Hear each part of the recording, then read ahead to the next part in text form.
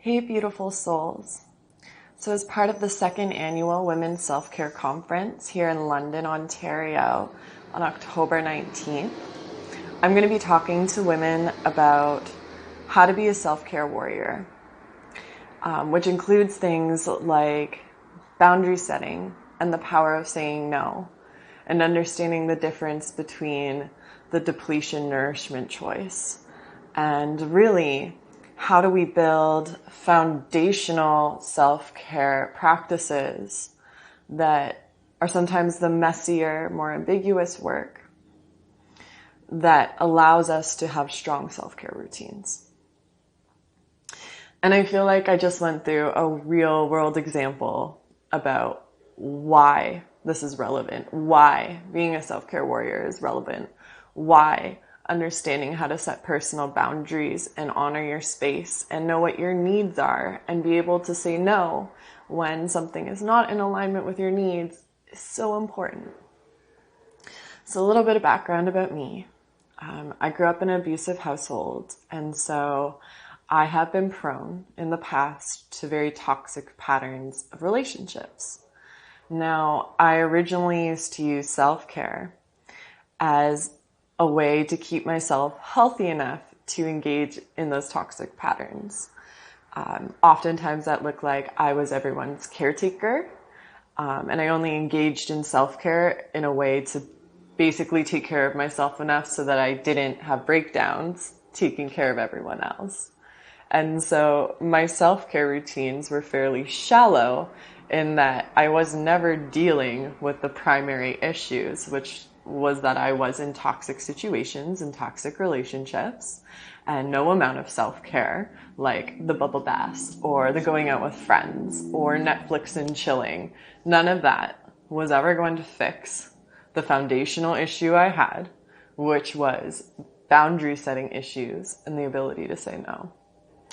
Well, my friends, I just had to walk my talk today. Very recently, I met a man who felt amazing. He was everything I was looking for and I wanted, and I waited so long for this, and everything inside me was like, yes. Unfortunately, though, he wasn't emotionally available.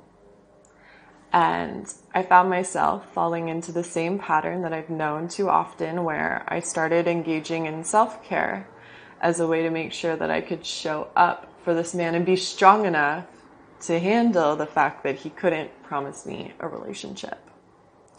And instead of taking a step back and honoring my needs, which is that I want a relationship, I'm ready for one, and that I deeply care about this man, I just started doing everything we just said. The wine nights with girlfriends, the exercising as a way to deal with the emotions, just doing the basic things to take care of myself so that I could show up and take care of him.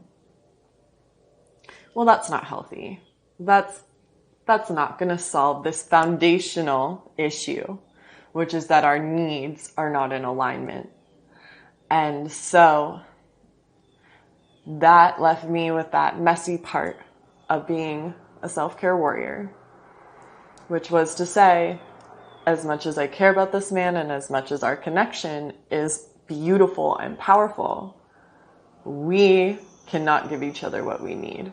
And I can keep overgiving, and I can keep trying to anchor in these self-care routines so that I can show up for him without it hurting as much. But in the end, that will never change those foundational patterns that just aren't healthy and aren't working. And I see so many women struggle with this as well. We give so much and we don't receive much back.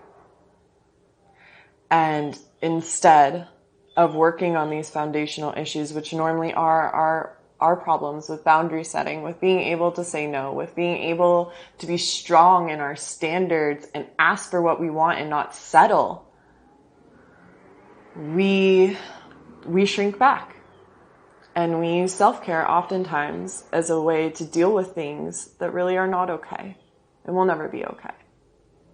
and until we deal with the things that will not be okay, our self-care routine will always be lacking because we're lacking the foundation to stand strong upon these other activities that should really just feed into that instead of being a way for us to try to escape from our real issues or put a Band-Aid solution over top of something much bigger. So, if you resonate with what I'm saying, if you're just like, oh my goodness, Bobbie, I've totally been there, I am there, I get what you're saying, please come out this October. You know, we don't do enough things for us that feel good for us. This Women's Self-Care Conference is going to be so nourishing and so filling, and you're going to have an opportunity to meet beautiful women who are trying to accomplish the same goals you are. And at the end of the day, I feel like right now we need sisterhood, we need to support each other as we go through these hard things, and we need to recognize once and for all that self-care is not selfish, and it's something we all deserve. Thank you so much for listening to my story. I really hope to see you all in October. Have a beautiful day.